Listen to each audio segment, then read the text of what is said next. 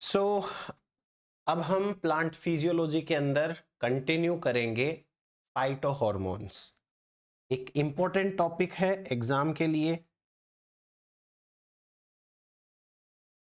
Phyto hormones. Phyto hormones या plant hormones basically क्या होते हैं, कैसे काम करते हैं, वो सारी चीजें अपन देखेंगे, कितने टाइप के होते हैं। एक जनरल इंट्रोडक्शन के साथ में स्टार्ट करेंगे। फाइटो हॉर्मोन का मतलब ऐसे सब्सटेंस जो हार्मोन नेचर के हैं, ग्रोथ एंड डेवलपमेंट को कंट्रोल करते हैं, प्लांट्स में बनते हैं, तो उन्हें फाइटो हॉर्मोन्स कहा है। एक कंपैरिजन भी करेंगे animal hormone and phyto hormone में बेसिक क्या डिफरेंस है। तो सबसे पहले अपन नॉर्मल चीजें हैं उन पे चर्चा कर लेते हैं। जैसे कि फाइटो हॉर्मोन्स ये ऑर्गेनिक कंपाउंड्स हैं। These are organic compounds. जो मैं बोल रहा हूं वो आप लिखते जाइएगा, नोट्स बनाते जाइएगा, मैं पूरी लाइन नहीं लिखूंगा, आप लिख लीजिएगा खुद। These are organic compounds act as signaling molecules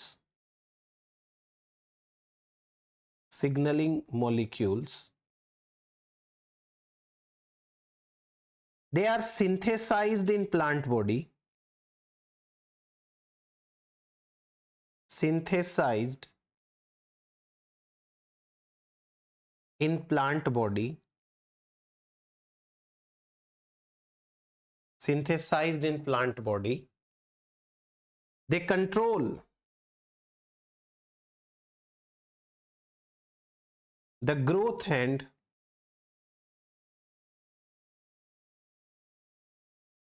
development of plant. Plant की ग्रोथ, प्लांट का डेवलपमेंट है, उसको कंट्रोल करेंगे।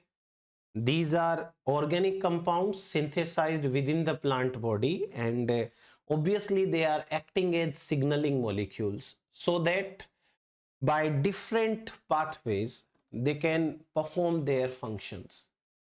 Now next to this, अगर हम इनकी एक हिस्ट्री की बात करें, फाइटो हॉर्मोन्स की हिस्ट्री की, तो दो साइंटिस्ट हैं, एक का नाम है वेंट और एक का नाम है थीमैन। वेंट एंड थीमैन ने 1937 के अंदर अपनी बुक लिखी और उस बुक का टाइटल वो था phyto hormone. Phyto hormone. So basically phyto hormone term इन्होंने दिया, वेंट एंड थीमैन है, इन्होंने फाइटो हॉर्मोन शब्द दिया, तो इनको क्रेडिट गया ये। अभी एक बार अपन animal hormone and plant hormone को कंपेयर करें, दोनों में डिफरेंस पता चलेगा। एक तरफ हम लिखते हैं एनिमल हार्मोन, पहले animal hormone, animal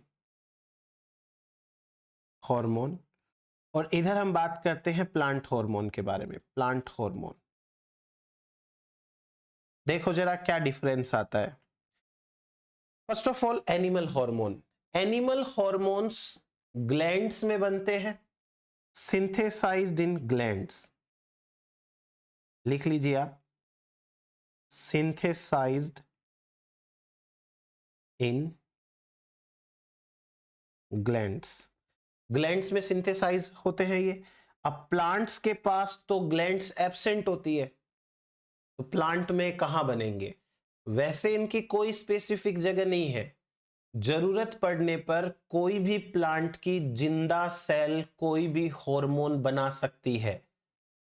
any living cell can synthesise any hormone in plant on demand. हाँ, जब सारी चीजें नॉर्मल है, under all the favourable condition, every hormone is synthesized at a particular site or particular location. So synthesized by normal cells because glands are absent. Glands absent होती है plants में. उसके बाद में दूसरा डिफरेंस ये है कि भाई एनिमल के अंदर तो सर्कुलेटरी सिस्टम है, तो सर्कुलेटरी सिस्टम से पूरी बॉडी के अंदर मूव करते हैं, move by circulatory system. Circulatory system कहीं भी पहुंचाना है ब्लड के अंदर डाल दो, पहुंच जाएगा. और अगर हम प्लांट हार्मोन की बात करें, अगेन प्लांट के पास में जो है वो सर्कुलेटरी सिस्टम तो होता नहीं है, तो मूव बाय एपोप्लास्ट, जैसे जाइलम हो गया, जैसे cell wall and cell membrane के बीच का स्पेस हो गया, फ्लोएम हो गया, सेल टू सेल हो गया, ऐसे तरीके से ये दोनों मूव करते हैं. फिर कुछ सिमिलैरिटी है, सिमिलैरिटी इन द सेंस कि synthesised in very less concentration. Animal hormone हो चाहे प्लांट हार्मोन हो, वेरी लेस कॉन्सेंट्रेशन में बनते हैं, और ये भी वेरी लेस कॉन्सेंट्रेशन में. ज्यादा की जरूरत नहीं है, ज्यादा कॉन्सेंट्रेशन में हार्मोन नहीं बनते हैं, वेरी लेस अमाउंट में, ट्रेस अमाउंट में बनते हैं. एनिमल हार्मोन है, they control growth and development, they control growth and development. और प्लांट हार्मोन्स हैं, they also do the same. बस तो वैसे ही ये भी कंट्रोल करते हैं ग्रोथ एंड डेवलपमेंट को. अब आ जाते हैं अपन अपने प्रॉपर, अब आ जाते हैं हम अपने फाइटो हार्मोन्स के ऊपर. तो बेसिकली जो फाइटो हार्मोन्स हैं, फाइटो हार्मोन्स, उनकी क्या क्या प्रॉपर्टीज हैं. क्या ऐसा है कि फाइटो हार्मोन्स केवल एंजियोस्पर्म में पाए जाते हैं? ये एल्गी, ब्रायोफाइटा, टेरिडोफाइटा, जिम्नोस्पर्म में होते हैं कि नहीं होते हैं?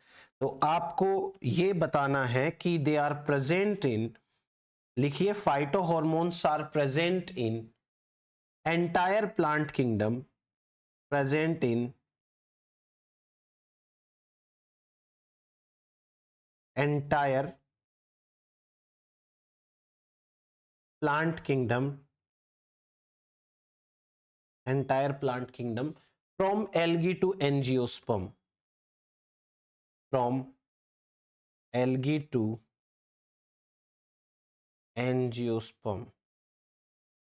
एल्गी से लेके एंजियोस्पर्म तक सबके अंदर पाए जाते हैं ये, ठीक है. देन उसके बाद में बैक्टीरिया और फंजाई भी फाइटो हार्मोन्स बनाते हैं, बट उनके अंदर ये रोल अलग तरीके से करते हैं. बैक्टीरिया के अंदर भी ऑक्सीन बनता है, फंजाई में भी बनते हैं, पर वहां पर ये सेकेंडरी मेटाबोलाइट्स है. तो आप लिखिए, phyto hormones are also synthesised in, phyto hormones are also synthesised in bacteria and fungi, bacteria and fungi, but in these organisms they act as secondary metabolite, they act as secondary metabolites.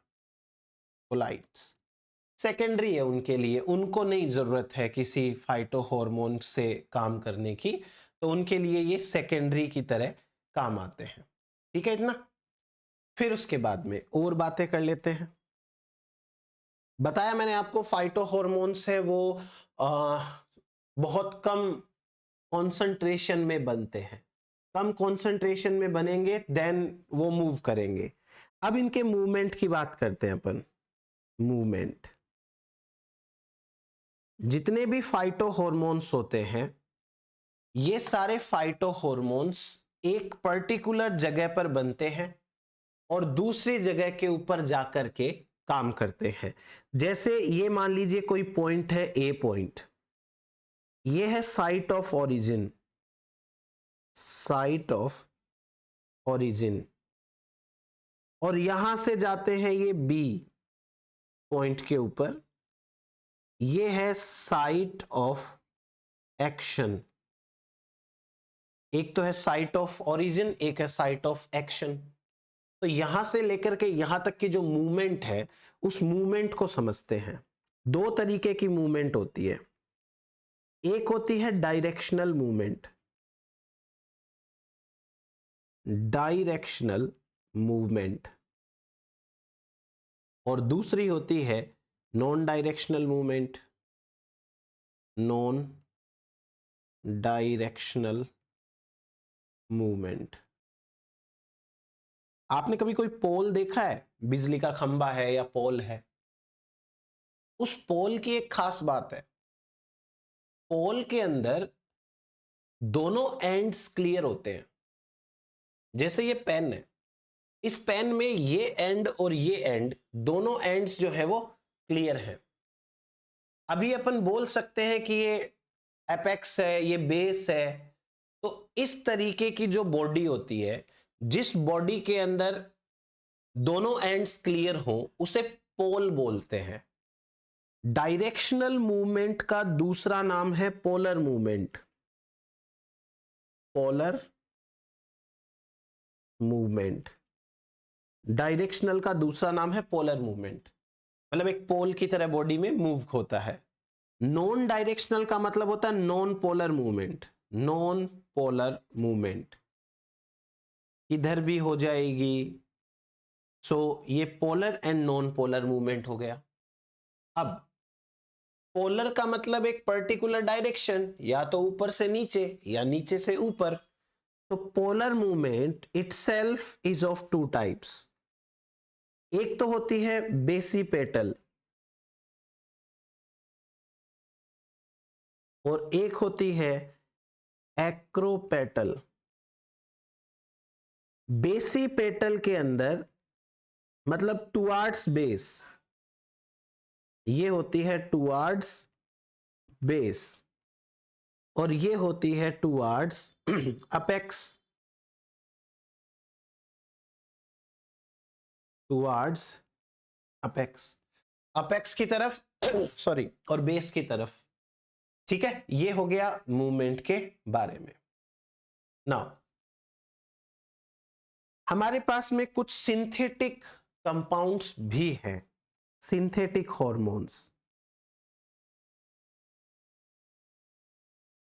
Synthetic hormones. ये जो synthetic hormones होते हैं, basically इनका use तब किया जाता है जब प्लांट के अंदर हार्मोन की नेचुरली कमी हो, या हम लेबोरेटरी एक्सपेरिमेंट कर रहे हैं। बट जैसे नेचुरल हॉर्मोन्स बहुत कम कंसंट्रेशन में काम कर सकते हैं, ये नहीं कर सकते। इनको काम करने के लिए वेरी हाई कंसंट्रेशन चाहिए। So synthetic hormone are required in high concentration, ये हाई कॉन्सेंट्रेशन में रिक्वायर्ड होते हैं। देन अपन पर्टिकुलरली जब एक एक हार्मोन पढ़ेंगे तो हार्मोन के बारे में बात करेंगे। अब अपन एक जनरल आइडिया लेते हैं कुछ major hormone and minor hormones का। मेजर हार्मोन्स, आप यदि कोई पीएससी या सेट एग्जाम की प्रिपरेशन करते हैं तो एक क्वेश्चन यहीं से एक्सपेक्टेड है जो हम अभी लिखने वाले हैं मैटर। जैसे मेजर हार्मोन कौन कौन से हैं? एक तो है ऑक्सिन, दूसरा हम पढ़ेंगे साइटोकाइनिन, तीसरा हम पढ़ेंगे जिब्रेलिन,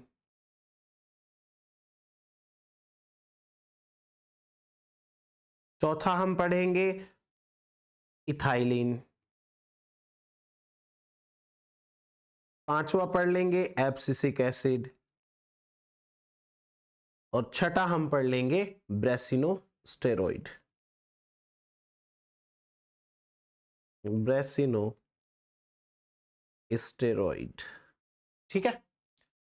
ये मेजर हॉर्मोन्स हैं। अब इनके प्रिकर्सर्स की बात करते हैं। बनते किन से हैं ये प्रिकर्सर्स?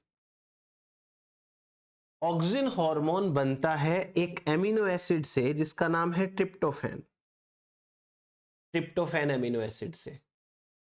साइटोकाइनिन बनता है न्यूक्लियोटाइड से एडेनिन।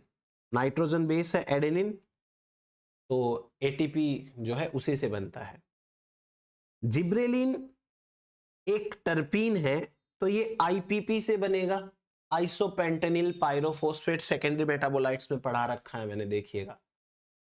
फिर उसके बाद में जो इथिलीन है, गैसियस हार्मोन है, ये मेथियोनिन अमीनो एसिड से बनता है।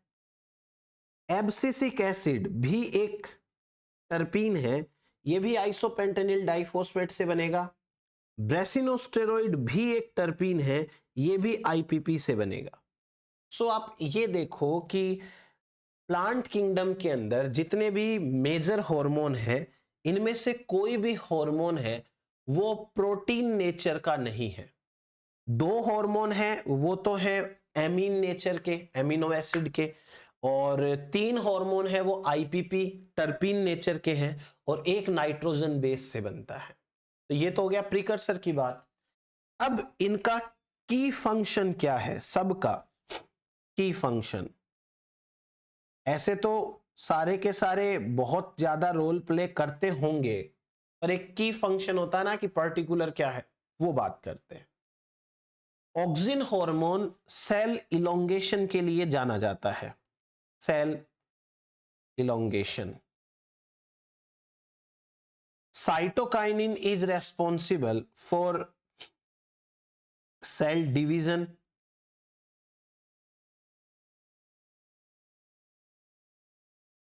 जिब्रेलिन है वो जाना जाता है internode extension, internode extension. Ethylene is for abscission.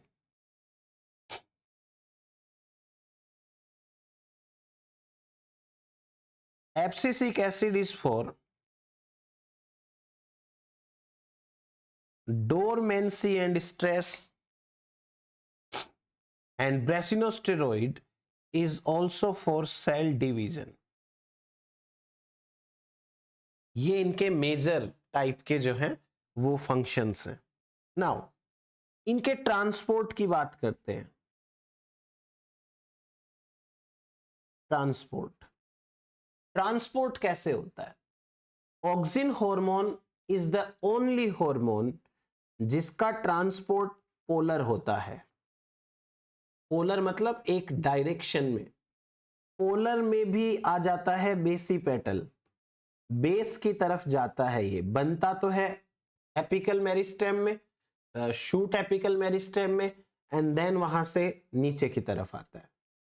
इसकी मूवमेंट होती है cell to cell movement, cell to cell movement होती है।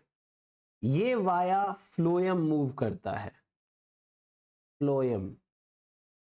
इसके अलावा जितने भी हैं सारे नॉन पोलर हैं, सबकी मूवमेंट नॉन पोलर होती है।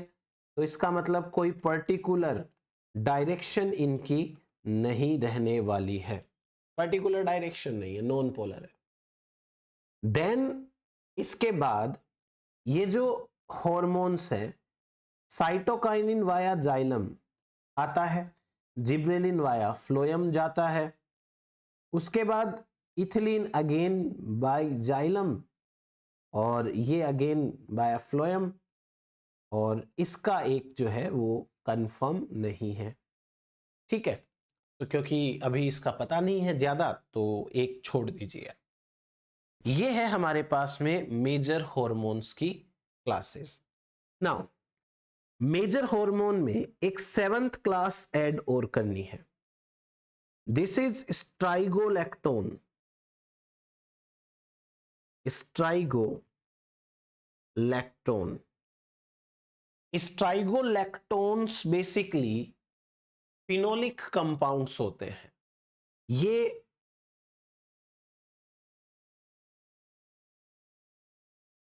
फिनाइल एलानिन से बनेंगे, फिनोलिक कंपाउंड्स होंगे, और इनका जो की फंक्शन है वो 3 है। 3 इनके की फंक्शंस रहेंगे, चेक करते हैं। माफ कीजिएगा, ये स्ट्राइगोलैक्टोन कैरोटिनॉइड्स हैं, आईपीपी से बनेंगे। 19 कार्बन कैरोटिनॉइड्स हैं, 19 कार्बन कैरोटिनॉइड आईपीपी से बनते हैं। इनका की फंक्शन देखो क्या क्या है।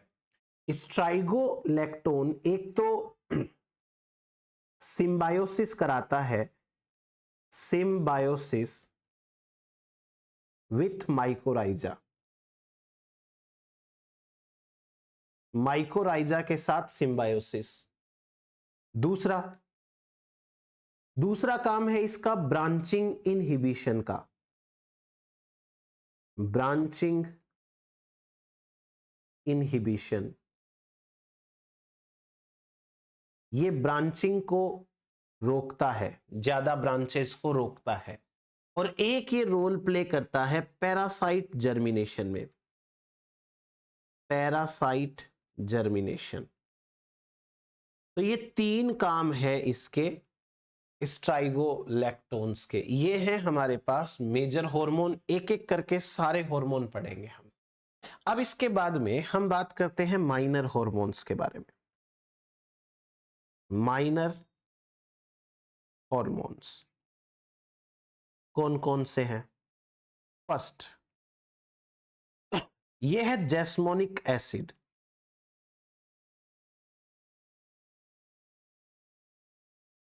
दूसरा एक माइनर हार्मोन है, वो है सैलिसिलिक एसिड।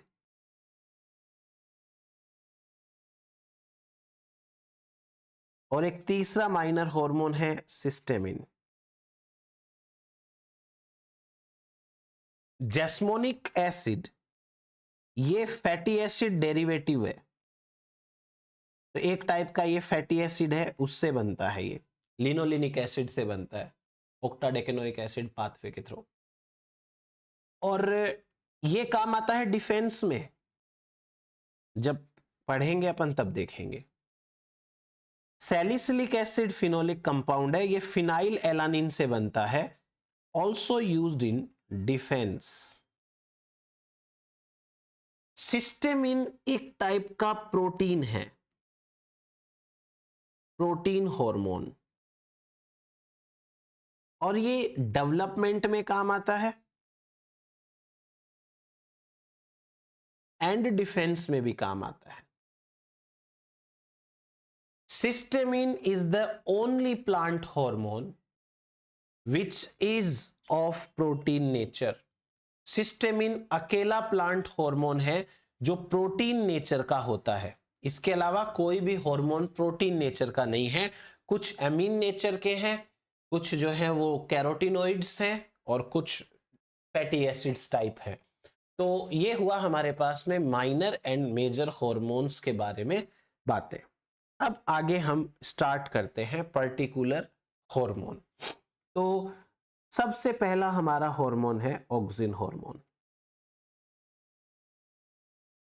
ऑक्सिन, इसकी डिस्कवरी, इसके बायोएसेज और इसके टाइप्स वगैरह सब बातें कर लेते हैं। फर्स्ट ऑफ ऑल, किसने डिस्कवर किया? Discovered by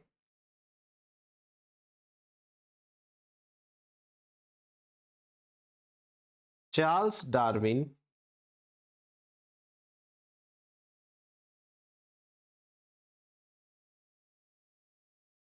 Charles Darwin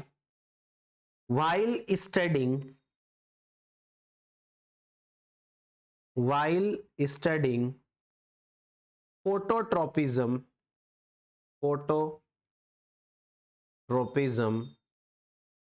in Phalaris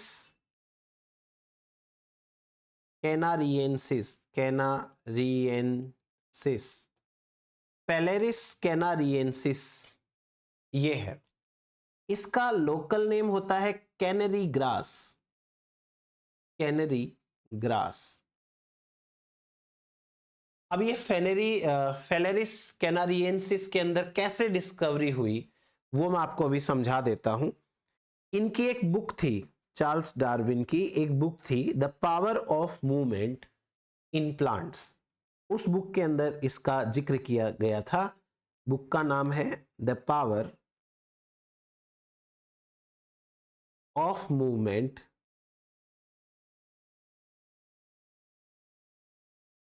in plants, इस बुक के अंदर।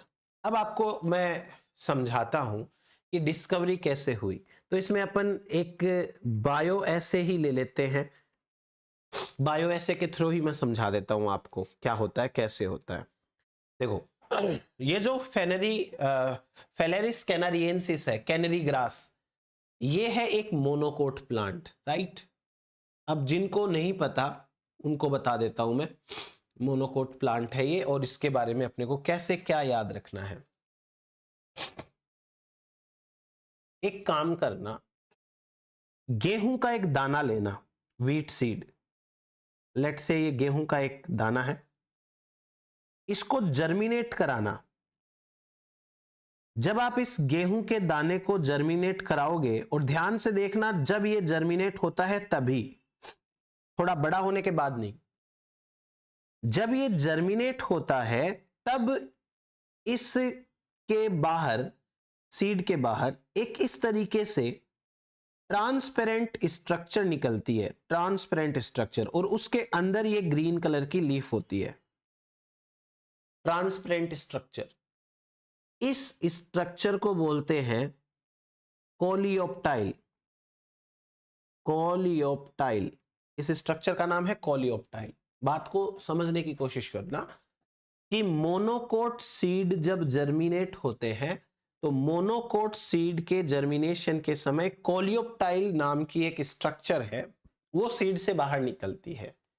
ये एक ट्रांसपेरेंट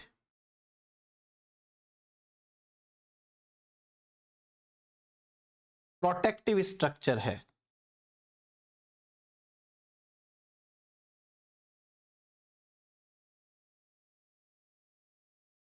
ट्रांसपेरेंट प्रोटेक्टिव स्ट्रक्चर। अब ये तो मैंने वीट का एग्जांपल लेके समझाया, क्यों? क्योंकि वीट आप सबने देखा हुआ है, तो आपको इजीली वीट वाला एग्जांपल तो समझ में आएगा। अब अपने को कैनरी ग्रास पे वापस आ जाना है। कैनरी ग्रास, कैनरी ग्रास में भी कोलियोप्टाइल बनेगा। तो क्या करना होता है, इस कोलियोप्टाइल को सेपरेट करना है। कोलियोप्टाइल को ब्लेड से कट करना है और एक स्लाइड के ऊपर ऐसे रख देना है। फोटोट्रोपिज्म का मतलब होता है bending towards the light, light की डायरेक्शन में बेंड होना, इसे कहते हैं फोटोट्रोपिज्म। समझ में आई बात आपको? लाइट की डायरेक्शन में बेंड होने को फोटोट्रोपिज्म कहते हैं। तो कोलियोप्टाइल को कट किया, इस तरीके से स्लाइड पे रखा, एक डायरेक्शन से लाइट देनी है ऐसे। जब एक डायरेक्शन से लाइट मिलती है तो डार्विन ने यह देखा कि ये कोलियोप्टाइल थोड़ा सा लाइट की डायरेक्शन में बेंड हो गया ऐसे, ये लाइट की डायरेक्शन के अंदर बेंड हो गया, इसे कहते हैं फोटो पीरियोडिज्म। और ये बेंड क्यों हुआ उसके लिए अपन सेपरेट टॉपिक पढ़ेंगे जिसका नाम है फोटोमॉर्फोजेनेसिस। अब डार्विन ने एक और इसी को लेकर के एक्सपेरिमेंट किया। क्या एक्सपेरिमेंट किया? एक्सपेरिमेंट ये था कि डार्विन ने कोलियोप्टाइल लिया और इस कोलियोप्टाइल का जो टिप पार्ट था उसको ब्लेड से कट कर दिया ऐसे। ब्लेड से कट किया तो ये ऐसा दिखने लग गया। अब इसको एक डायरेक्शन से लाइट दी। जब इसे एक डायरेक्शन से लाइट दी जाती है तो डार्विन को यह पता चला कि इसमें बेंडिंग नहीं हुई, बेंडिंग नहीं हुई। तो बेसिकली रीजन क्या होता है बेंडिंग का, मैं आपको हल्का सा बताता हूं। जिस डायरेक्शन में लाइट देते हैं उस डायरेक्शन में जो सेल्स होती हैं उन सेल्स को लाइट मिलती है। इन सेल्स के अंदर फोटोट्रोपिन्स होते हैं, FOT1 एंड FOT2। ये एक्टिवेट हो जाते हैं, होते तो ये सभी में पर ये एक्टिवेट हो जाते हैं। जब ये FOT1 एंड FOT2 एक्टिवेट हो जाते हैं तो, और साथ ही साथ लाइट के कारण यहां ऑक्सिन हार्मोन बनता है। ये ऑक्सिन हार्मोन नीचे आता है और जिन सेल को लाइट नहीं मिली उनमें तो चला जाता है, और जिन सेल में फोटोट्रोपिन एक्टिवेट हो जाते हैं उनमें ऑक्सिन नहीं जा पाता। जिन सेल को लाइट मिलती है उन सेल के अंदर फोटोट्रोपिन्स एक्टिवेट हो जाते हैं, और एक्टिवेट होने के बाद फोटोट्रोपिन्स ऑक्सिन की एंट्री को रोकते हैं। अपोजिट साइड की सेल्स जिनको लाइट नहीं मिली उनमें फोटोट्रोपिन्स इनएक्टिव रहते हैं, तो वो ऑक्सिन की मूवमेंट को नहीं रोक पाते। ऑक्सिन जैसे ही इन सेल में आता है, इन सेल का इलोंगेशन कर देता है, सेल इलोंगेशन। इस कारण बेंडिंग हो जाती है। अब जैसे ही डार्विन ने ऊपर का टिप हटाया, ऑक्सिन सिंथेसिस नहीं हुआ। ऑक्सिन सिंथेसिस नहीं हुआ, बेंडिंग भी नहीं हुई। डार्विन का एक और प्रयोग देखिए। क्या किया डार्विन ने अपने थर्ड एक्सपेरिमेंट में?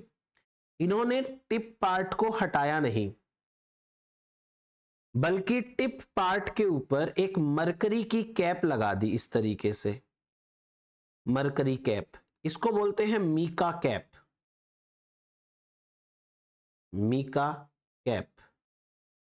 अब इसको एक डायरेक्शन से लाइट दी जाती है, ऐसे। जब लाइट दी गई तो मीका कैप इतनी ज्यादा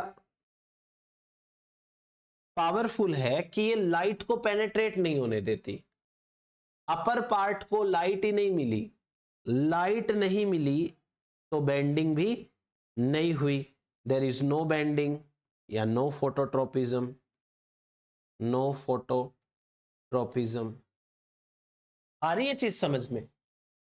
इनके प्रयोग से ये थोड़ा सिद्ध होता है कि हो ना हो कोई केमिकल का सिंथेसिस है वो अपर पार्ट में हो रहा है, और वो केमिकल नीचे आके सेल्स को इलोंगेट कर रहा है। देखो, दोनों साइड से यदि सेल इलोंगेट होती तो बराबर लेंथ बढ़ती। एक साइड में सेल इलोंगेट होती है, एक साइड में नहीं होती है। आप एक छोटा सा प्रयोग कर सकते हैं, एक छोटा सा टेस्ट कर सकते हैं। पेन होता है ना, उसकी रिफिल होती है प्लास्टिक की, उसकी रिफिल को पकड़ के ऐसे मोड़ दीजिए। ऐसे मोड़ोगे तो जिस डायरेक्शन में आप मोड़ रहे हो उसके अपोजिट डायरेक्शन वाला पार्ट देखना, उसका व्हाइट हो जाता है, वो प्लास्टिक व्हाइट हो जाता है, और इधर वाला पार्ट का है वो नहीं होता, क्योंकि इधर से आपने मोड़ा तो वहां का प्लास्टिक तो वैसा ही रहा, पर पीछे का प्लास्टिक स्ट्रेच हुआ। अगर आप इसे पकड़ के ऐसे खींचेंगे, दोनों साइड से इक्वल खींचा जाएगा, तो वो प्लास्टिक है वो दोनों साइड से खींचा जाएगा, इलोंगेशन होगा प्रॉपर। पर एक साइड से स्ट्रेच होगा तो बेंडिंग होगी। यहां पर भी यही कॉन्सेप्ट लागू होता है। एक साइड की सेल से वो इलोंगेट हो जाती है, दूसरे साइड की सेल इलोंगेट नहीं होती है, इसलिए बेंडिंग हो जाती है। तो इससे डार्विन के प्रयोग से यह पता चल रहा है कि tip part is responsible for the synthesis of any chemical. अब दूसरा प्रयोग समझते हैं। दूसरा प्रयोग किया बॉयसन एंड जेनसन ने।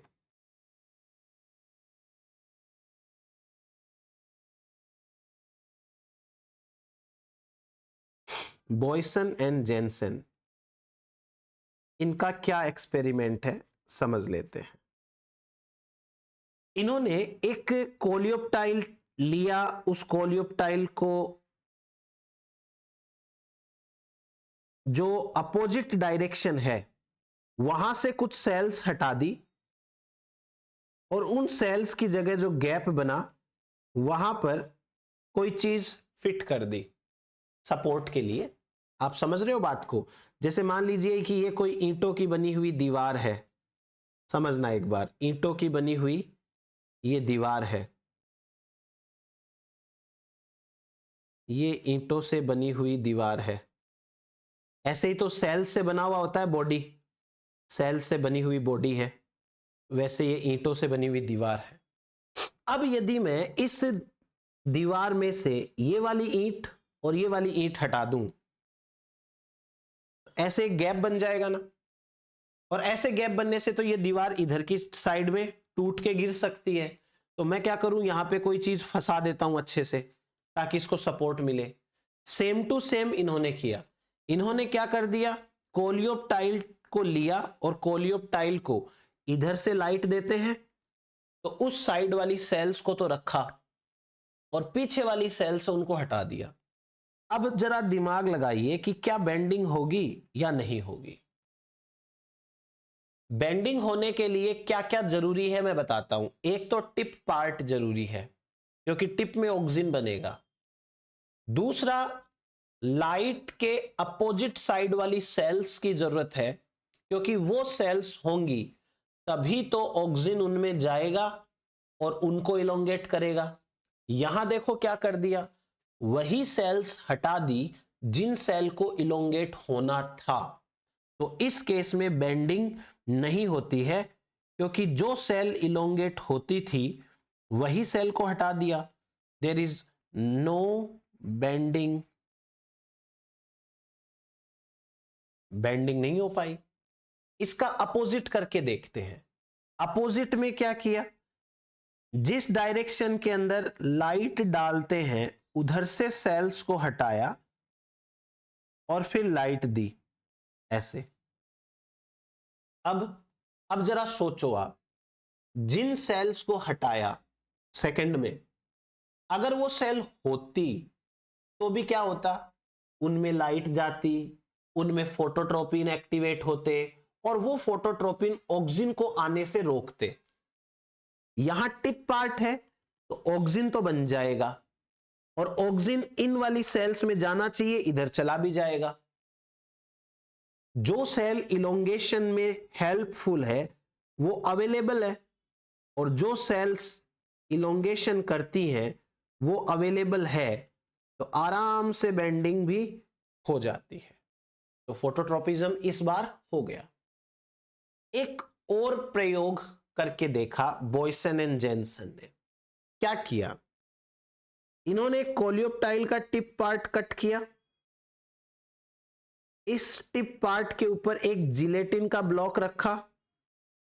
जिलेटिन का ब्लॉक पोरस ब्लॉक होता है, इस पे पोर्स होते हैं, जिलेटिन ब्लॉक है, लिख देता हूं मैं।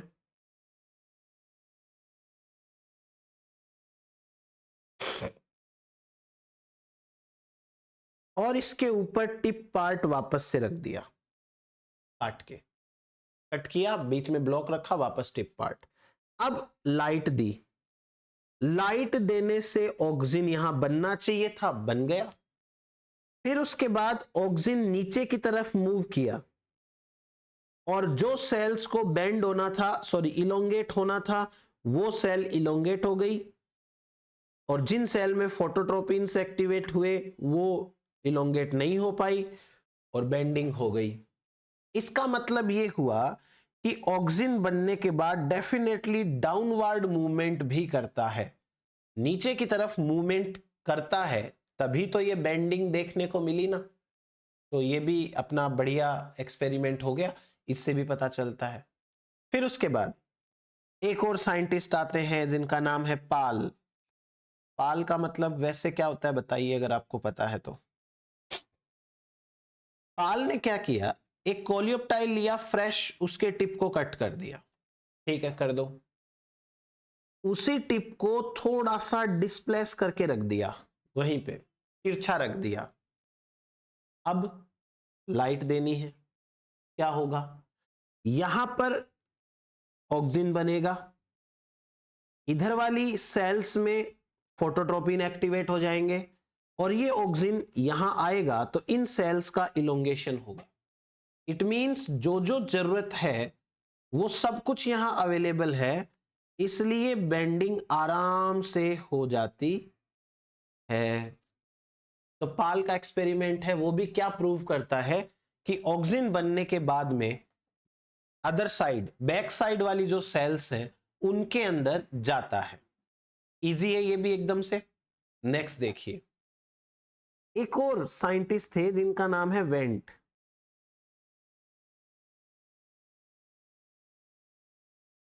वेंट ने क्या किया, वेंट एक छोटा सा काम करते हैं।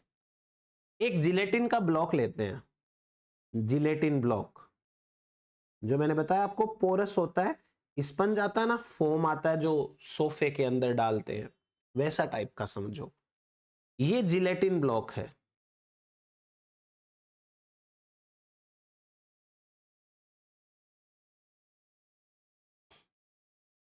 जिलेटिन ब्लॉक, क्या करना है इनको, कोलियोप्टाइल लेना है। इस कोलियोप्टाइल के टिप को काटना है, यहां से कट करना है, और फ्रेश टिप को इस ब्लॉक के ऊपर रखना है और इसको लाइट देनी है। क्या होगा, जस्ट अभी अभी आपने कोलियोप्टाइल टिप को कट किया, जिलेटिन ब्लॉक पे रखा, लाइट दी, तो यहां से ऑक्सिन बना और ये ऑक्सिन बन करके जिलेटिन ब्लॉक में आ गया। थोड़ी देर बाद ये जो छोटा सा टिप रखा वो खराब हो जाएगा, मर गया ना, ये तो खराब हो जाएगा, तो इसको उठा के फेंक दो और इसकी जगह वापस से फ्रेश टिप रखो, वापस लाइट दो, वापस ऑक्सिन बनेगा, नीचे जाएगा, उस स्पंज जैसे जिलेटिन ब्लॉक के अंदर स्टोर होगा, वापस दूसरा खराब हो जाएगा, फेंक दो। ऐसे करते करते करते करते जितनी बार आप इस छोटे से जिलेटिन ब्लॉक के ऊपर टिप पार्ट रखोगे, उतनी बार यहां पर नया ऑक्सिन बनेगा, स्टोर होगा। अब आपको क्या करना है, अब आपको एक दूसरा कोलियोप्टाइल टिप लेना है और उसके ऊपर ये वाला जिलेटिन ब्लॉक रखना है जिसमें ऑलरेडी सिंथेसाइज्ड ऑक्सिन है। अब आप इधर लाइट दोगे, लाइट देने से जिन सेल में फोटोट्रोपिन एक्टिवेट होने चाहिए वो सेल यहां पे अवेलेबल है, उनमें फोटोट्रोपिन एक्टिवेट हो जाएगा। और ऑक्सिन बनाने के लिए टिप तो नहीं है, पर ऑलरेडी टिप में इसमें जिलेटिन ब्लॉक में ऑक्सिन है, कोई जरूरत नहीं है। इधर वाली सेल्स के अंदर ऑक्सिन जाएगा, आराम से बेंडिंग देखने को मिलेगी।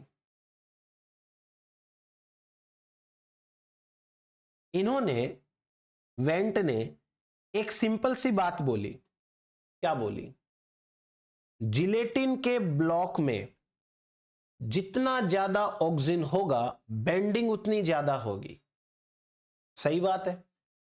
एक कोलियोप्टाइल टिप रखोगे तो एक टिप का ऑक्सिन आएगा, दो टिप रखोगे तो दो टिप का ऑक्सिन आएगा, तीन टिप रखोगे तो तीन का आएगा। इन्होंने एक सिंपल सा ग्राफ बना दिया। क्या ग्राफ बनाया, एक डायरेक्शन में, मतलब एक तो ले लिया number of coleoptile tips,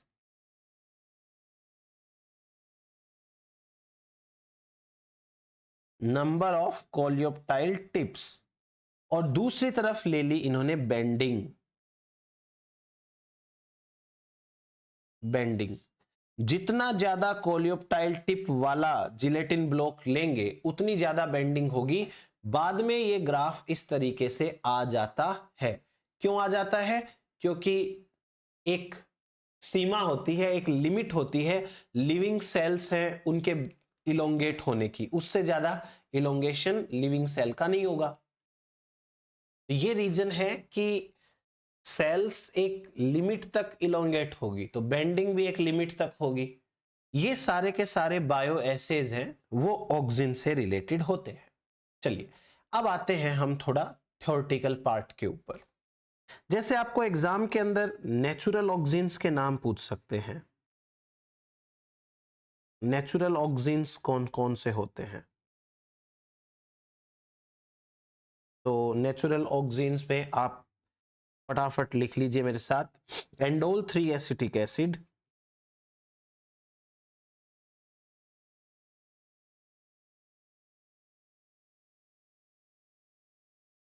better known as IAA। दूसरा है 4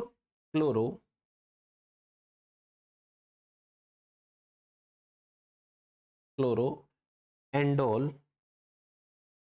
3 एसिटिक एसिड 4 CIAA।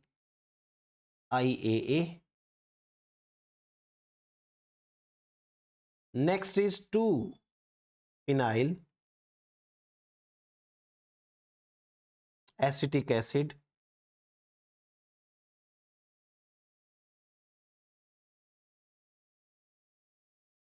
2PAA। एक होता है indole 3 butyric acid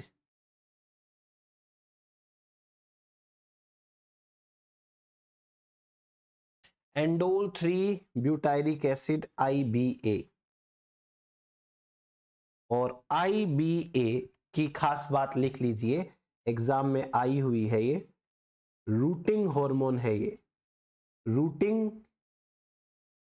on cuttings, मतलब जो प्लांट को ऐसे ही काट के लगाना चाहते हैं तो उसके ऊपर, या उसको अगर पहले इससे ट्रीट करें तो रूटिंग कराने में हेल्प करता है IBA। BA ये रूटिंग करवाता है। Clear? Next, indole 3 propionic acid indole 3 propionic acid indole 3 propionic acid IPA। ठीक है, ये नेचुरल ऑक्सीन्स के नाम रहेंगे। उसके बाद में सिंथेटिक ऑक्सीन्स की बात करते हैं।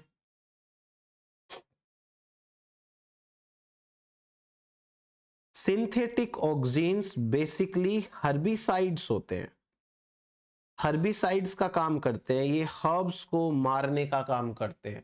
तो हर्बिसाइड के फॉर्म में इनको यूज लिया जाता है काफी ज्यादा। अपन लिख लेते हैं अपने, जैसे पहला है 2,4 dichloro phenoxy acetic acid.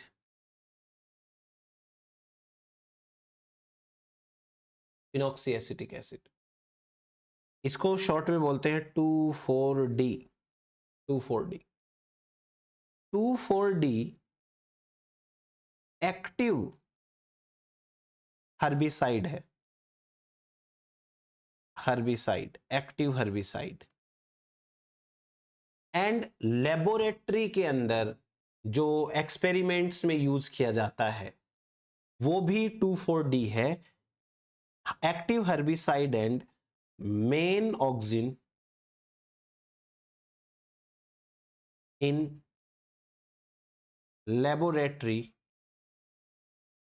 Use. ठीक है, लेबोरेटरी यूजेस में भी ये मेन होता है। उसके बाद दूसरा सिंथेटिक देखो, alpha naphthalene acetic acid, alpha naphthalene acetic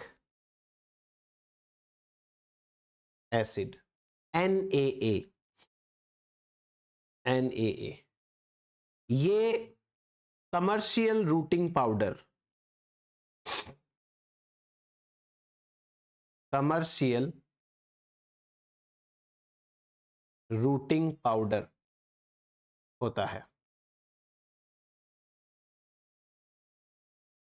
roots निकालने में मदद करता है। फिर तीसरा देखो 2-मिथॉक्सी, 2-मिथॉक्सी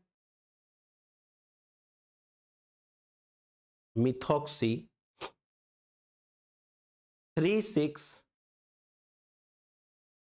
डाइक्लोरो बेंजोइक एसिड, इसको बोलते हैं डाइकाम्बा। डाइकाम्बा, इसका नाम है डाइकाम्बा, एक्टिव हर्बिसाइड है ये भी, एक्टिव हर्बिसाइड। ठीक है, सिंथेटिक ऑक्सिन्स को ऑक्सिन एनालॉग्स भी बोल सकते हो आप, ऑक्सिन एनालॉग्स। एनालॉग्स क्या होते हैं?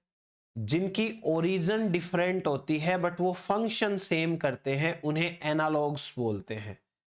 Origin different, function same. Synthetic auxin laboratory में बनेंगे और नेचुरल ऑक्सिन है वो प्लांट में बनेंगे।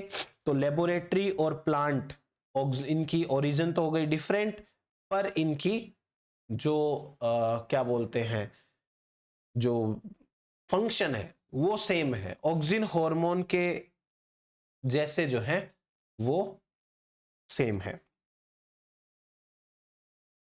नेक्स्ट, चौथा है 4 amino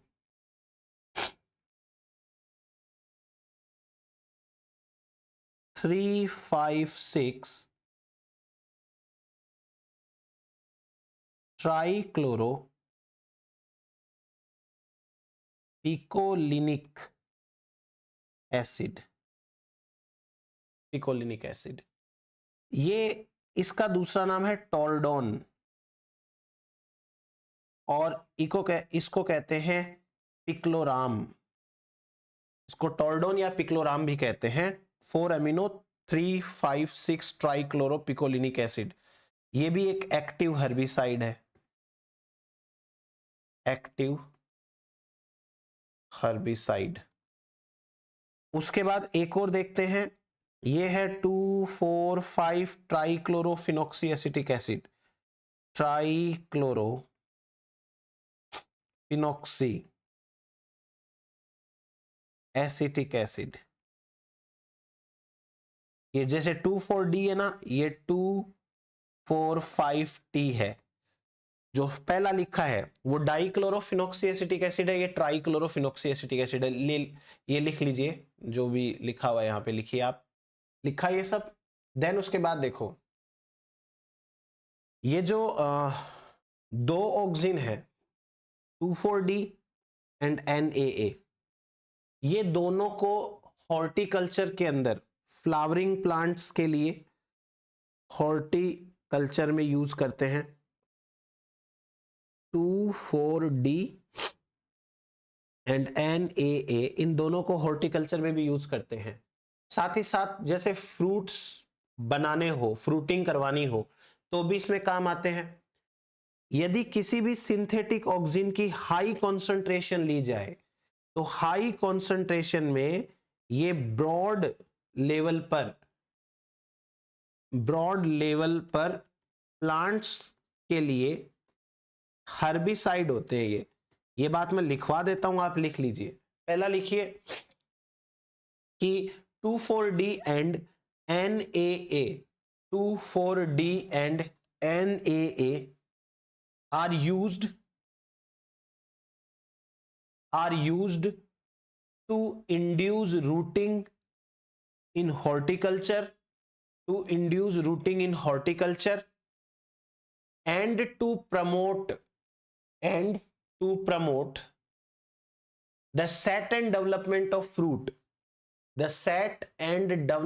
of fruit, fruit set, fruit का development। नेक्स्ट पॉइंट लिखो, at high concentration synthetic auxins are effective herbicides against broad leveled plants, तो ब्रॉड लेवल पे प्लांट्स के अगेंस्ट ये हर्बिसाइड होते हैं। अब एक और चीज पढ़ते हैं अपन, एंटीऑक्सिडेंट्स क्या होते हैं। एंटीऑक्सिडेंट वो कंपाउंड नहीं होगा जो ऑक्सिन सिंथेसिस को रोकता है। ध्यान से सुनिएगा, नॉर्मली एंटीऑक्सिडेंट नाम पढ़ के आपको लगेगा ये ऑक्सिन को नहीं बनने देगा, ऐसा नहीं है।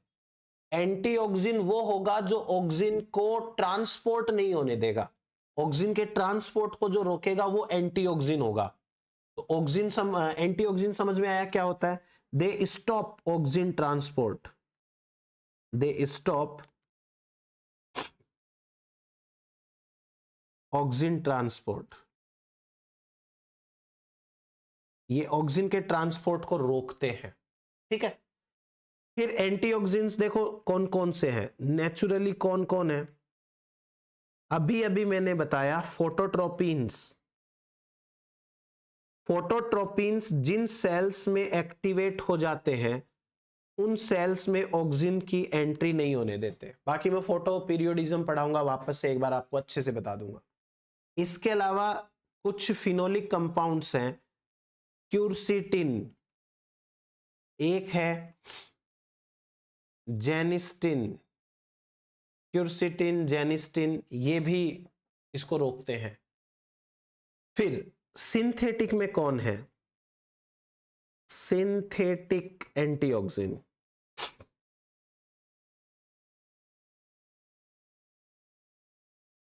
सिंथेटिक एंटीऑक्सीडेंट के अंदर एक नाम लिखिए 2,3,5 tri iodo benzoic acid, benzoic acid, इसको बोलते हैं TIBA, TIBA, tri iodo benzoic acid. दूसरा है naphthyl phthalamic acid, NPA, naphthyl phthalamic acid. तीसरा है 1-नेफ्थिल ऑक्सी एसिटिक एसिड, 1NOA। ये सिंथेटिक एंटीऑक्सीडेंट्स हैं जो ऑक्सीजन के ट्रांसपोर्ट को रोकने का काम करेंगे। ये हुआ हमारे पास में ऑक्सीजन्स के नेचुरल ऑक्सीजन कौन से हैं, सिंथेटिक ऑक्सीजन कौन से हैं, एंड देन एंटी ऑक्सीजन कौन से हैं, उनके कुछ मेन से काम थे, वो भी मैंने आपको बताए। अब बात करते हैं बायोसिंथेसिस की। बायोसिंथेसिस,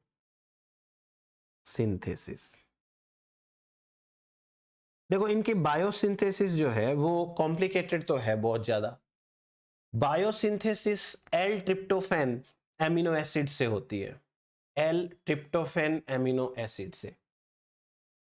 दो पाथवेज होते हैं, पहला तो होता है tryptophan dependent, tryptophan dependent pathway, और ट्रिप्टोफैन डिपेंडेंट पाथवे ही मेन पाथवे है, मेन डोमिनेंट पाथवे।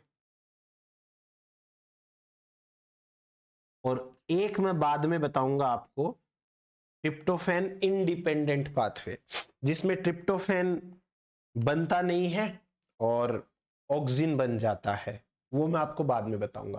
पहले इसकी बात करते हैं।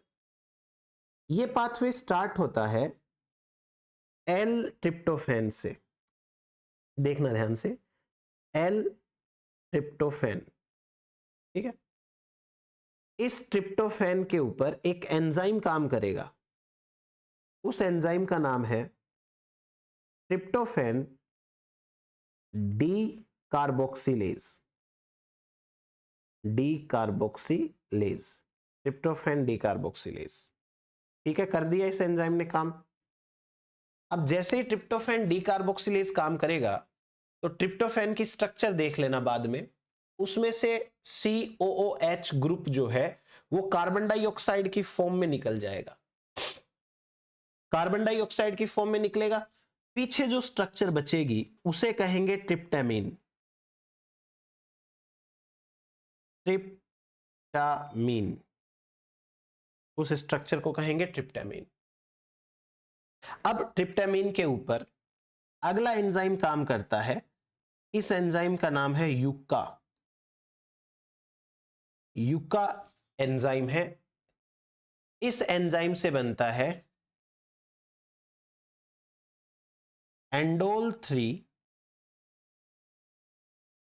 एसिटल्डिहाइड,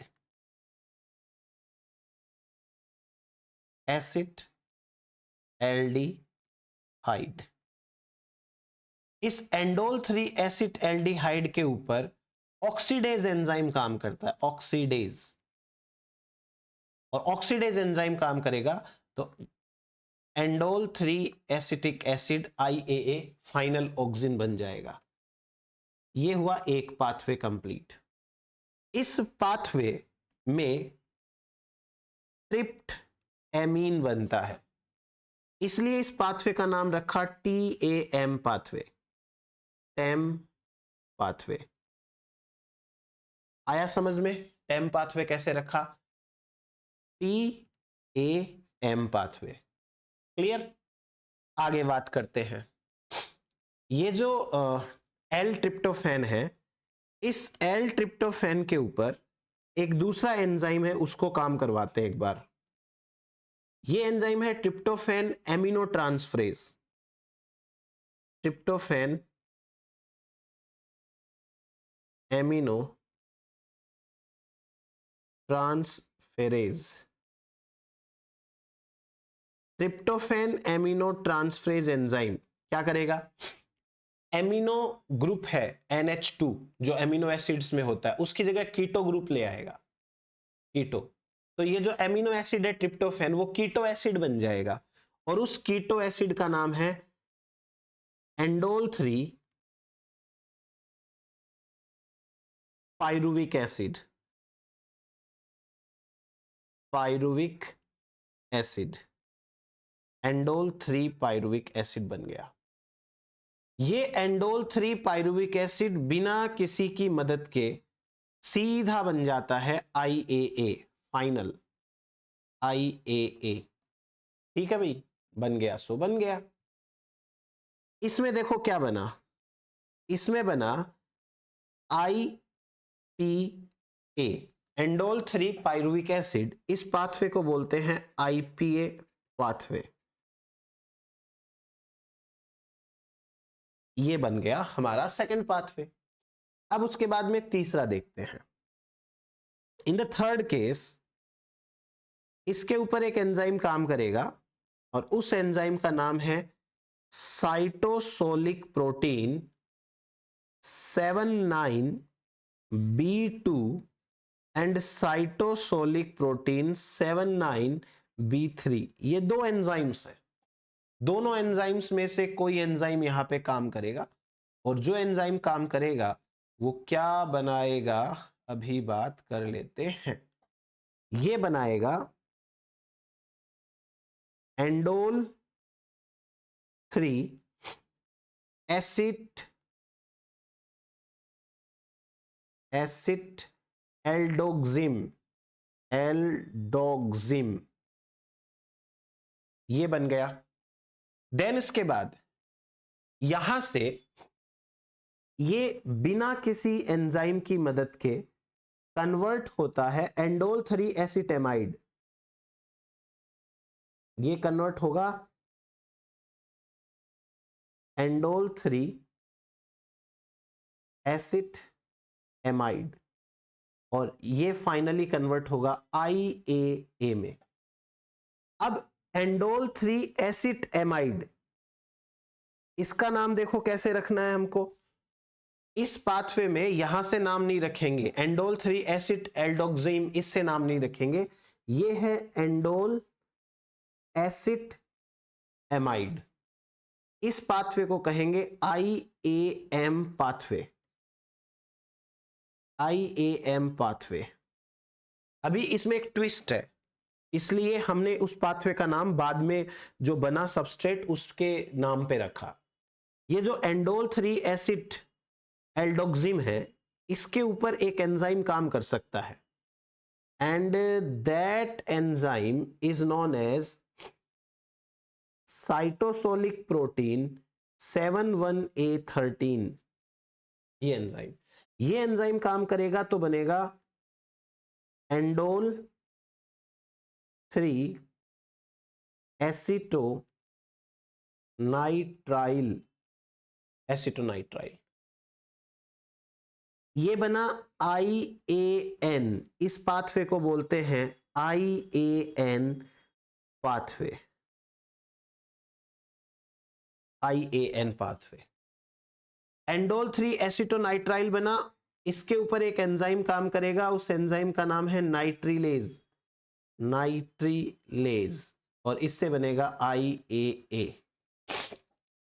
सॉरी, ये लिख लीजिए आप, ये IAA बन जाएगा। तो ये कुल मिलाकर के 4 टाइप के पाथवे हैं जिनसे ऑक्सिन बनता है।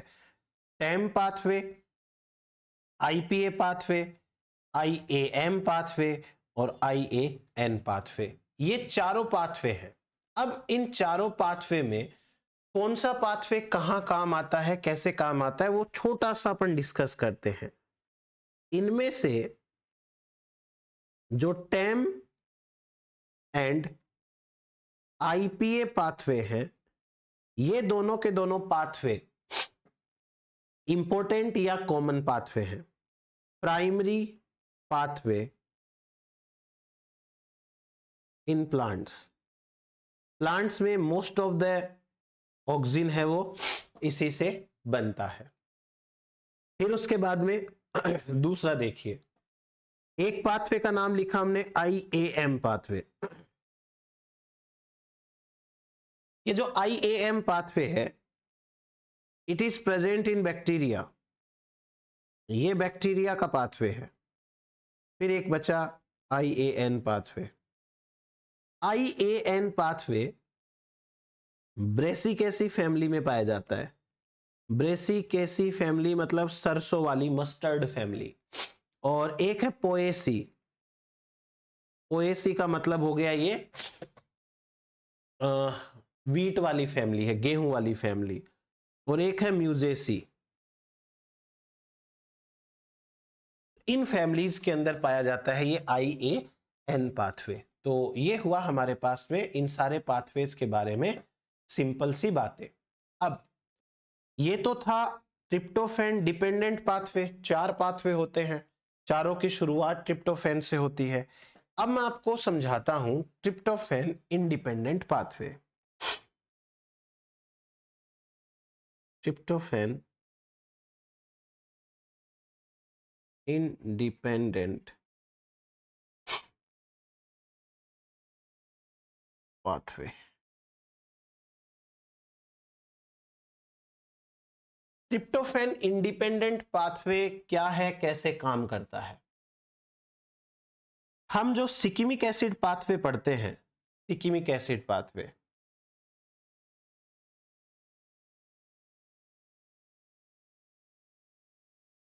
एसिड पाथवे,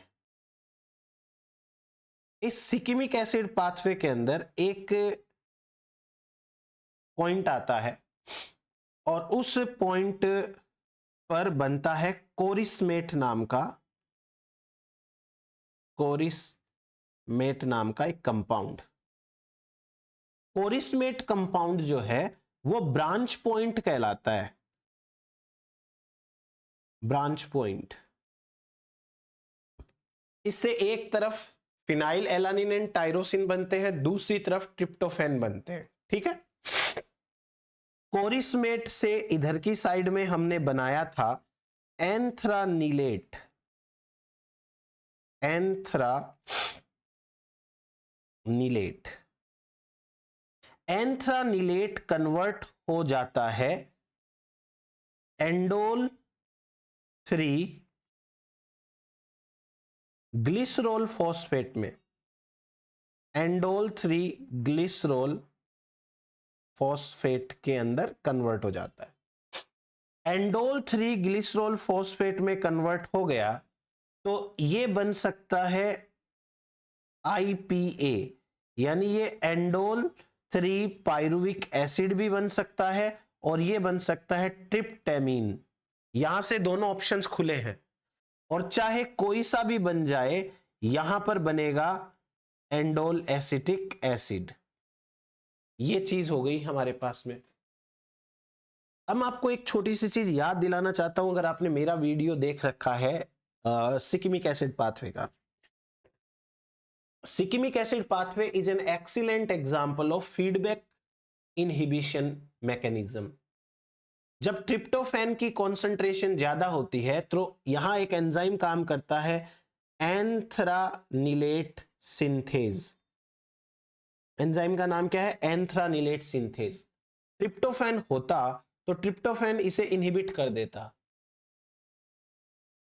ट्रिप्टोफैन यदि होता तो ट्रिप्टोफैन इनहिबिट कर देता, पर यहां तो ट्रिप्टोफैन है नहीं, तो इस सेल में ट्रिप्टोफैन की कॉन्सेंट्रेशन कम है। ट्रिप्टोफैन की कॉन्सेंट्रेशन कम है तो सेल को लगता है ये पाथवे ज्यादा चलाना चाहिए मुझे, ताकि यहां ट्रिप्टोफैन बन सके। सेल ये पाथवे ज्यादा चलाती है, ज्यादा चलाती है तो ट्रिप्टोफैन तो बन नहीं रहा, पर ऑक्सिन बनता जा रहा है। ऑक्सिन कॉन्सेंट्रेशन बढ़ रही है, और इसका फीडबैक इनहिबिशन भी नहीं है, क्योंकि फीडबैक इनहिबिशन कौन देता? फीडबैक इनहिबिशन देता ट्रिप्टोफैन। ट्रिप्टोफैन यहां पे है नहीं, तो इस केस में क्या होने वाला है अभी? अब यहां पर ऑक्सिन की कॉन्सेंट्रेशन नॉर्मल कॉन्सेंट्रेशन से थाउजेंड्स टाइम्स ज्यादा हो जाती है। Concentration thousands time more. ये थोड़ी सी दिक्कत आती है इस पाथवे में, जरूरत से ज्यादा कॉन्सेंट्रेशन यहां हो जाती है। क्लियर है ये चीज? तो ये है हमारे पास में ट्रिप्टोफैन इंडिपेंडेंट पाथवे के बारे में। अब नेक्स्ट हम बात करते हैं ऑक्सिन ट्रांसपोर्ट के बारे में। ऑक्सिन ट्रांसपोर्ट कुछ छोटी छोटी चीजें हैं इससे रिलेटेड, वो मैं आपको समझा देता हूं, इजी रहेगा। सबसे पहले एक सेल टू सेल सिस्टम बनाते हैं, इमेजिन करते हैं कि जैसे मान लीजिए कोई सेल है और ये इस सेल की सेल वॉल है, उसके बाद में ये नेक्स्ट सेल है और ये नेक्स्ट सेल कंप्लीट बना ली अपन ने, ये नेक्स्ट सेल की सेल वॉल है और ये इसकी अगली सेल है और ये अगली सेल की सेल वॉल है। ठीक, ये जो स्पेस है, this space is known as apoplast. Apoplast. और ये जो पूरा सिस्टम है ये है chemiosmotic system. Chemiosmotic model बोल दीजिए या सिस्टम बोल दीजिए, केमी ऑस्मोटिक मॉडल है ये। कैसे काम करता है मैं आपको बताता हूं। वेरी फर्स्ट ऑफ ऑल एक चीज समझनी है कि ये जो ऑक्सिन होता है ये अपनी दो फॉर्म्स में प्रेजेंट होता है। एक फॉर्म को बोलते हैं प्रोटोनेटेड फॉर्म और एक है डी प्रोटोनेटेड फॉर्म। एक है प्रोटोनेटेड, एक है डी प्रोटोनेटेड। प्रोटोनेटेड फॉर्म ऐसे लिख सकते हैं IAAH। H का मतलब इस पे प्रोटोन है, और जो डी प्रोटोनेटेड फॉर्म है वो लिखेंगे IAA नेगेटिव। प्रोटोन नहीं है इसलिए इसके ऊपर नेगेटिव चार्ज आ गया। इतना समझ में आया?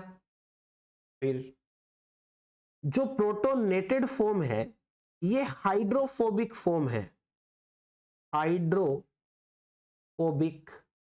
फॉर्म। और जो डी प्रोटोनेटेड फॉर्म है वो हाइड्रोफिलिक फॉर्म है। Hydrophilic form. ठीक है, अब इतना कॉन्सेप्ट आपने पढ़ रखा होगा कि जो हाइड्रोफोबिक होती है वो हाइड्रोफोबिक पैसिव मूवमेंट कर सकती है। पैसिव इसका अपटेक हो जाता है, पैसिव अपटेक। और जो पोलर या हाइड्रोफिलिक होती है उसका पैसिव तो नहीं हो सकता, इसका होता है secondary active transport, secondary active Uptake. अब ये जो साइड में कहानी लिखी है उसको साइड में रखते हुए मेन पॉइंट पे वापस आते हैं। लेट्स सपोज कि एपोप्लास्ट में यहां IAAH वाली फॉर्म प्रेजेंट है, सपोज प्रोटोनेटेड फॉर्म है, ये प्रोटोनेटेड फॉर्म पैसिवली सेल के अंदर आ जाएगी, IAAH सेल में इजीली एंटर हो चुकी। ये सेल के अंदर जैसे ही आई तो IAAH ये तो है हाइड्रोफोबिक, राइट, ये तो हाइड्रोफोबिक है, और सेल के अंदर का एनवायरनमेंट हाइड्रोफिलिक होता है, ये बात आपको भी पता है, इतनी तो हाइड्रोफिलिक होता है। तो ये जो IAAH वाली हाइड्रोफोबिक फॉर्म है, ये फॉर्म अपना प्रोटॉन रिलीज कर देगी और ये बन जाएगी IAA नेगेटिव। समझ में आया, IAA नेगेटिव बन गई। दूसरा पार्ट देखो कहानी का, सेल की प्लाज्मा मेम्ब्रेन के ऊपर H+ ATPase लगे हुए हैं, these are the H+ ATPase everywhere, और इसी के साथ साथ दूसरे ऑक्सिन को अपटेक करने के ट्रांसपोर्टर्स भी हैं, अभी सब बताऊंगा मैं, और रेस्ट आर H+ ATPase। ये H+ ATPase क्या करते हैं, ATP का इस्तेमाल करते हैं, और ATP इस्तेमाल करके प्रोटॉन को कहां भेजते हैं, सेल मेम्ब्रेन के बाहर एपोप्लास्ट के अंदर भेज देते हैं। ठीक है, सेल मेम्ब्रेन के बाहर एपोप्लास्ट के अंदर ये प्रोटॉन्स आ गए, ये आ गए,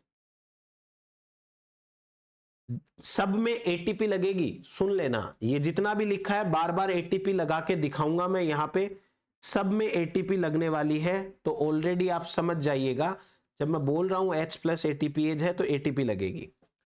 तो बाहर प्रोटॉन की कॉन्सेंट्रेशन बढ़ गई, बाहर का एनवायरनमेंट एसिडिक हो गया।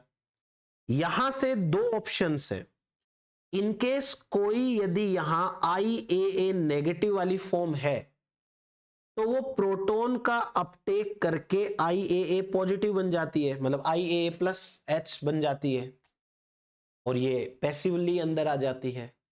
इनकेस मान लीजिए यहां IAA नेगेटिव वाली फॉर्म अवेलेबल भी है, तो बाहर किसकी कॉन्सेंट्रेशन ज्यादा है, प्रोटॉन की। प्रोटॉन अपनी डाउन द कॉन्सेंट्रेशन ग्रेडियंट अंदर आते हैं, ये आ गए प्रोटॉन, तो प्रोटॉन के साथ में ये भी आ जाती है अंदर, यानी an ionic form IAA negative को अंदर कैसे लिया गया, पहले ATP लगा के प्रोटॉन को बाहर भेजा, फिर जब प्रोटॉन वापस अंदर आ रहे थे तो उनके साथ IAA नेगेटिव अंदर आ गया, इसे कहते हैं सेकेंडरी एक्टिव अपटेक। ये अंदर कैसे आई उसकी बात कंप्लीट। अब हर सेल की लोअर साइड वाली प्लाज्मा मेम्ब्रेन पर स्पेशल टाइप के प्रोटीन्स होते हैं, इनको कहते हैं पिन प्रोटीन्स, पिन प्रोटीन्स। ये जो पिन प्रोटीन्स हैं ये कहलाते हैं auxin anion, auxin anion efflux carrier protein. Auxin anion efflux carrier protein मतलब ऑक्सिन का जो एन आयनिक फॉर्म है IAA नेगेटिव, उसको बाहर निकालेंगे, इफ्लक्स करेंगे, तो ये IAA नेगेटिव वाली फॉर्म इन प्रोटीन्स की मदद से बाहर फेंक दी जाती है। तो अब समझ में आया कि ऊपर वाली सेल से ऑक्सिन बाहर कैसे निकला होगा, एनायनिक फॉर्म में निकला होगा, फिर बाद में बाहर प्रोटॉन की कॉन्सेंट्रेशन ज्यादा है तो हो सकता है प्रोटॉन्स इसके ऊपर अटैच हो गए, ये IAA पॉजिटिव फॉर्म बन गई। ये हुआ ऑक्सिन का ट्रांसपोर्ट। इसे केमी ऑस्मोटिक मॉडल बोलते हैं, क्योंकि केमी ऑस्मोटिक का मतलब ये जो प्रोटॉन्स हैं ये ऑस्मोसिस शो कर रहे हैं, high concentration to low concentration. अब एक और चीज बताता हूं आपको, थोड़ा सा अपडेटेड मैटर बता देता हूं। ऑक्सिन का जो ट्रांसपोर्ट है वो 3 टाइप के मेम्ब्रेन प्रोटीन से होता है। एक लाइन लिखिए, active transport of auxin, active transport of auxin is mediated by three classes of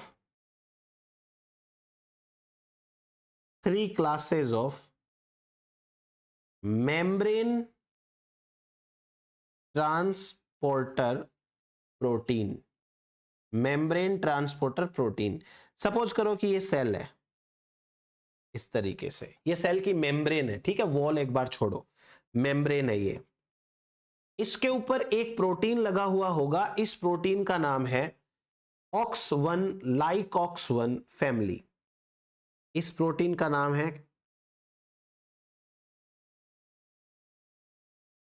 OX1 या लाइक OX1, इसको शॉर्ट में ऑक्सलैक्स फैमिली बोलेंगे। ये कोई फैमिली है प्रोटीन्स की।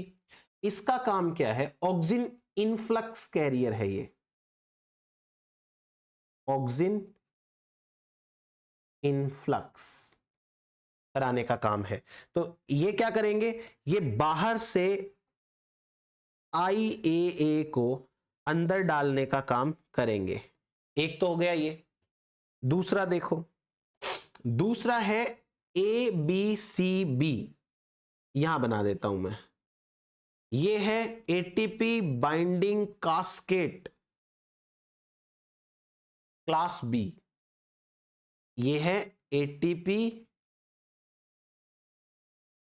Binding cassette class B। ये प्रोटीन्स हैं, वो इफ्लक्स इनफ्लक्स दोनों करवाते हैं, depend upon situation. Efflux and influx both depends on situation, depends on situation. जब ये ATPase की तरह काम करेंगे तब तो बाहर निकालेंगे और नॉर्मल अंदर लेकर के आएंगे। तो ये हुआ हमारे पास में दूसरा। और जो तीसरा मैंने बता दिया, पिन प्रोटीन्स। पिन, ये जो पिन प्रोटीन्स होते हैं, ये पिन प्रोटीन्स तो IAA नेगेटिव को इफ्लक्स करते हैं। Efflux anion efflux carrier proteins है ये हुआ हमारे पास में। अब फाइनल लास्ट बात बताता हूं आज के लिए।